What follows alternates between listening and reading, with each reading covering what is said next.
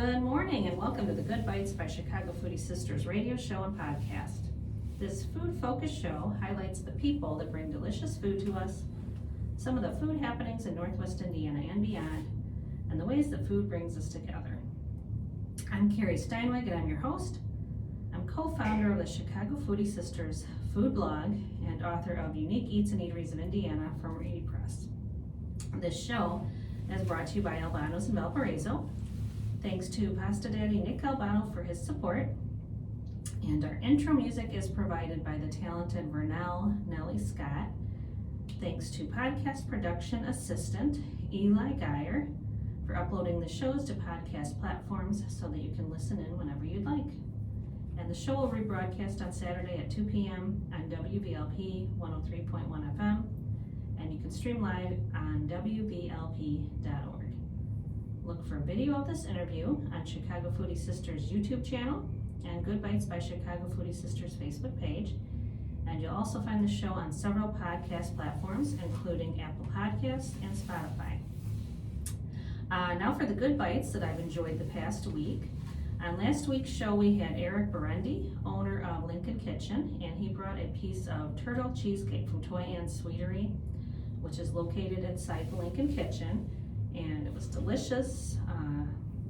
I also enjoyed the strawberry lavender lemonade that he brought from Eris and Olive, and that's also available at the Lincoln Kitchen, so some good sweet treats that I got to try that he brought along.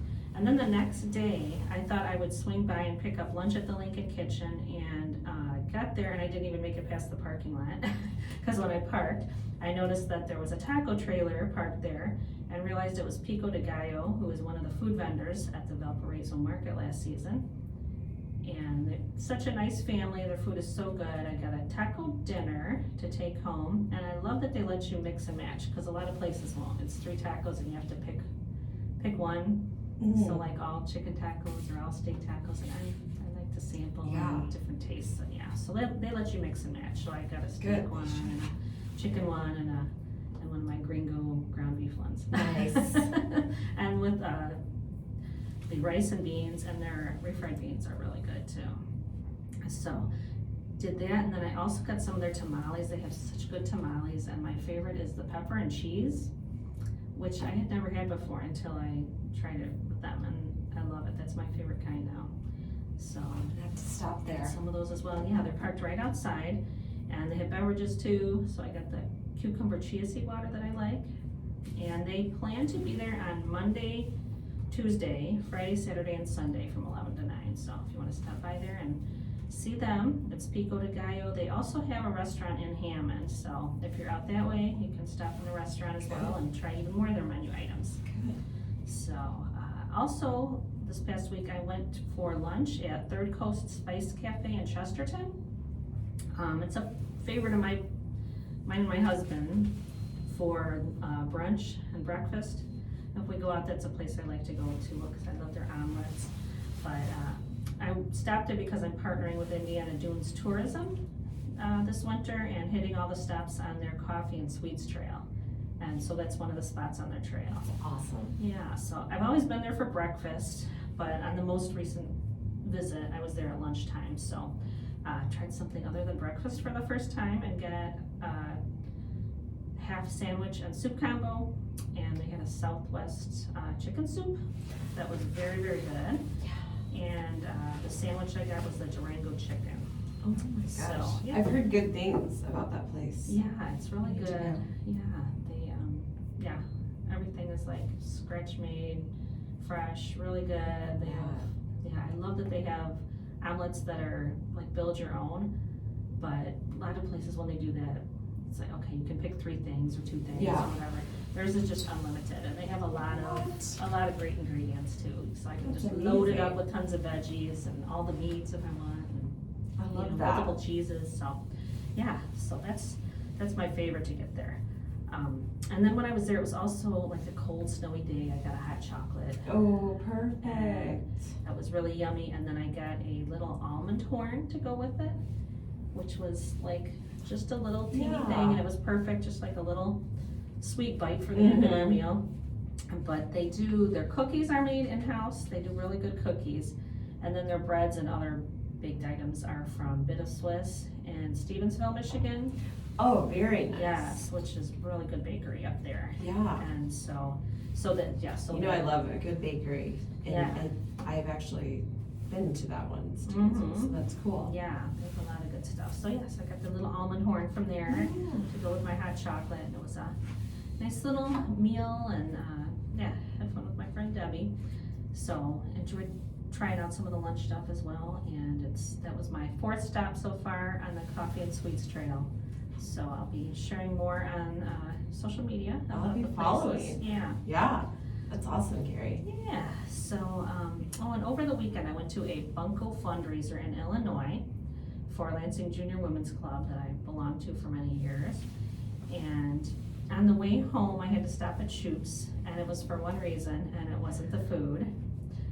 It's because they have a jukebox there. Oh, very And nice. I've been going there for like 35 years, and every time I go there, I drop quarters in the jukebox because they have Super Bowl Shuffle in their jukebox. Oh, nice. You So, played that for every some single good luck. time, yes, which didn't work out, Oh. unfortunately. But yeah, the whole time my kids were growing up, I'd go there with my dad, I'd go Yeah. with friends. Every time I was there, we had to play Super Bowl Shuffle on the Nostalgia. jukebox. Yeah, so that was the reason I went there. Of course, got one of the yummy burgers and a malt when I was there, but went there to hear Super Bowl Shuffle. Yeah, I love that. Yeah, I was sad though. It was like so quiet. Like I couldn't even hear it at my table. Really? Yeah, and they didn't want to turn it up, so I was like, all right. But they also had Bear Down, Chicago Bears, which I Oh, never perfect. noticed before that was on there. I mean, yeah, if it's anywhere near Chicago and they have a jukebox and they don't have that, then there's no problem. So I'm really glad that was there. Yeah, I don't think they have Go Cubs going there. I might have to. Uh-oh. I have to talk to We them. might have to reach, they might be White Sox fans, you never know. Could be, yeah, but it's been the same songs, and they used to change them up once in a while, but I don't think they've done that in a long time. It's a very old jukebox. I'm sure it's like just hanging on. The jukeboxes at the individual ones at the tables are out of order. I don't think they Well, at use least those they anymore. Still have But those. they're That's cute. good. Yeah. So anyway, so I got to hear my Super Bowl Shuffle. Yay. Yeah. Unfortunately, I they know. didn't. I was excited. I thought we'd be celebrating this morning. The Bears win, but I don't know. But you know what? Besides '85 season, which I was 12 years old that year, so I remember Super Bowl Shuffle. But 2007 Super Bowl for me was like, I loved that one because that was the Bears and the Colts, and the Bears lost, but that was the best Super Bowl halftime show. Who was the That was my performer? favorite. It was Prince. Oh, very I think nice. that was the best one ever. That's still my favorite. I mean, who was better than Prince? Yeah, and it was just so iconic. He's singing Purple Rain, in the rain, it's like pouring down on him. What? That was my Chills. favorite. So Gives me yeah. chills. So anyway, but other than that, I hibernated a lot last week, so I didn't go out and eat a whole bunch, just eating stuff at home. But I have a couple of announcements as well. I got a message about an upcoming event in Chicago that I wanted to share, and it's on Friday, February 20th, called New Orleans in the Chai French Quarter Encore. And it's a Mardi Gras duo tasting mixer featuring New Orleans inspired soulful flavors with classic vegan side-by-side pairings. So it's at RLM Events and Design at 4042 North Pulaski Road. There's a VIP cocktail hour at 6 p.m. and the event starts at 7. Tickets are $95 and then $145 and up for the VIP experience. So you can find tickets on Eventbrite, search for New Orleans in the Chai French Quarter Encore Mardi Gras Duo Tasting Mixer by Hot Couture Vegan. Nice. Yeah, that sounds really cool. Yeah. I love Nolan style food. Mm-hmm. And then also the X-Men Motorcycle Club will be having a chili cook-off February 1st at 115 Bourbon Street. And it's for a good cause. The club donates to different charities like a Kids Burn Camp and organizations that support mental health support for firefighters. Oh, bless their hearts. Yeah. That's amazing. Yeah, that's a good group there. So that's coming up February 1st at 115 Bourbon Street. I think it's like $10 and then you get to go taste all the chili you want, so Cool. yeah. And Yeah, then get out there for a good cause. yes. And then also, there's a Valentine's dinner coming up at the Woodlands at Cooper Farm. Oh, tell me more. Yes, and Natalie Cooper is our guest today, so she's gonna be telling us about it. So welcome back. Thank you for having me. Yeah, very excited to have you back, and Happy New Year. Yes, Happy New Year. Yeah. So last time you were here, you had just wrapped up your chef series for 2025.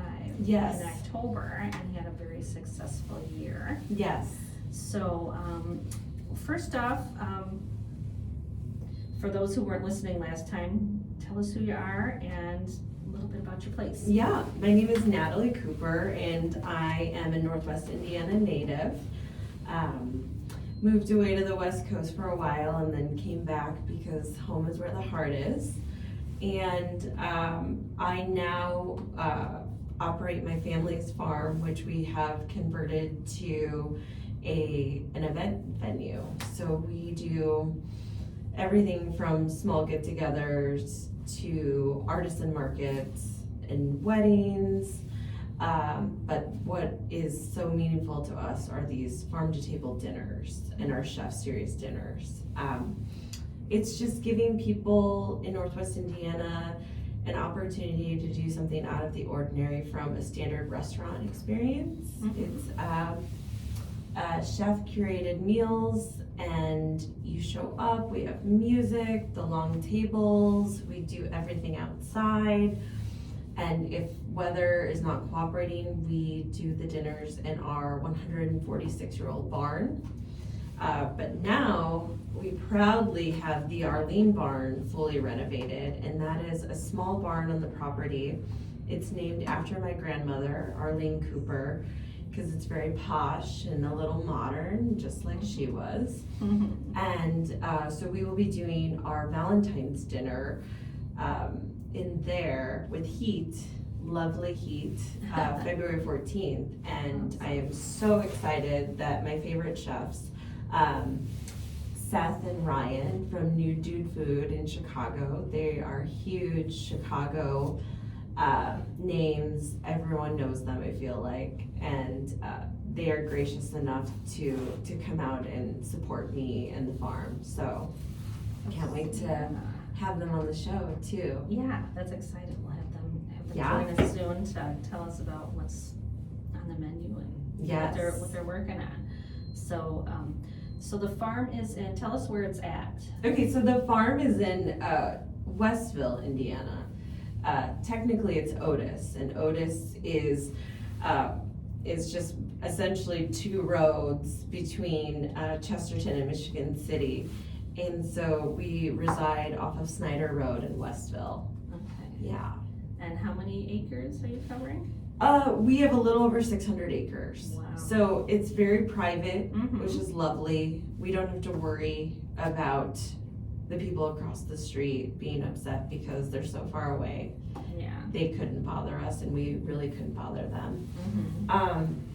And it's just, it's that someone close to me calls it the Yellowstone of Indiana, and I love that. My friend Pat, he said it's like the Yellowstone of Indiana, and I think that's very that's a very nice compliment. We have ways to go until it's the show Yellowstone. Mm-hmm.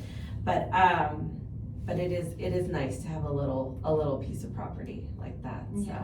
yeah. Yeah, and I was fortunate enough to attend your last chef dinner Yeah, the of the October. 2025 season. Yeah. And it was, weather was perfect that night. It was, and it's just magical. It's like you come in as it's getting dark and all the twinkly All lights the along lights the are on. paths and the hanging, Yeah, it's and beautiful. it's hard to put it into words. That's why videography is so important these days, because to really get people to see what it's like and how it's so different and so unique. And it's this amazing meal, but then it's the setting and it's the people and it's the experience. So we just want to keep that going. So I try to get Seth and Ryan out there as much as they'll come. Mm-hmm. We're going to introduce some new chefs this year, and I'm still looking for more, but I feel like this is they're our resident chefs, because these guys have been with me since the beginning. Yeah. So, and I appreciate that so much about them. Well, yeah, they're the OG. They're my OG, for sure. chefs. Was this the first year that you were doing the Chef Dinner Series? Or? So this is our second. It was the So, second year, okay. Yeah, Ryan and Seth, they were there in 2024, and it was very successful. Okay. It was our first dinner. To kind of like putting it together, we weren't sure if tickets were going to sell or not. And they always sell out like the last week, which is nerve wracking, but this will be our fourth dinner with Seth and Ryan, and tickets they're going, but very slowly. And I have to remind myself that every time it's the week of and they're gone. So, so 2024 we did our first dinner, and then 2025 we did a couple of dinners with these guys, both sold out. And then now we have them coming back for a February event, which is different because normally they come in the fall. So, see how it goes. Yeah. So tell us about the new, the barn, the new venue that you're gonna be using for this. Yeah. This will be the first event? This will be the first official event. We've had a couple showers and small get-togethers, weather permitting, but now that we have heating and air conditioning, the restrooms are finished, it's an actual, like, complete building. Yeah. It's smaller, which is nice because we won't have a ton of people jam-packed in there. We have it spaced out so that, we could have 46 people and everyone can be comfortable, there's room to mingle, we'll have the DJ going, we'll have the bar going, and it'll just be a cool experience. We'll have little activities for people to do, and then they get served an amazing meal, and then they go home. And look forward to the next one. Awesome. And that's happening, is Valentine's Day on a Saturday? It is. Yeah. It is. So it's happening on Valentine's Day? It's happening on Valentine's Day. Okay. Yeah. And we set the dinner at 7:30, and guests can arrive a little earlier and get, a little appetizer, check out the farm, get a drink, walk around. And it's about being chill. We're not trying. I worked in the service industry for a long time, and Valentine's Day was turn your tables over, pump them in, pump them out, which I get it, it's a hustle, everyone's trying to make money. And it's like, give them their drinks, get them their salad, get them their dessert, get them out, and let's turn this table. That is not how we roll. Part of paying for this experience is come in, make yourselves at home. Here's a seating area. Here's a cocktail table. Just hang out and don't feel rushed. Don't feel any pressure, and get to know the people that are in the room with you. So yeah. it's a social experience, And I think we talked about that last time. These Chef Series dinners that are not in a restaurant, that are in the farm setting or just like an industrial building, that's what it's all about. The food is amazing, the people are wonderful, but it's the experience. So, and that's what we want to give people in Northwest Indiana, for sure. Yeah, and I can imagine we'll probably still have snow. Oh yeah. So I'm sure the farm is beautiful with. I hope, yeah. And it'll be at night, so all the lights will be up, and people will see the lights hitting the barn against the snow.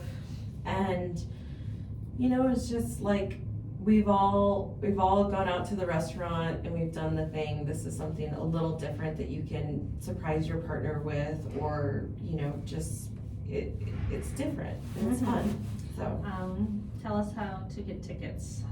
So to get tickets, you can visit www.cooperfarmindiana.com, and that is our website, and it goes right to the Chef Series dinners.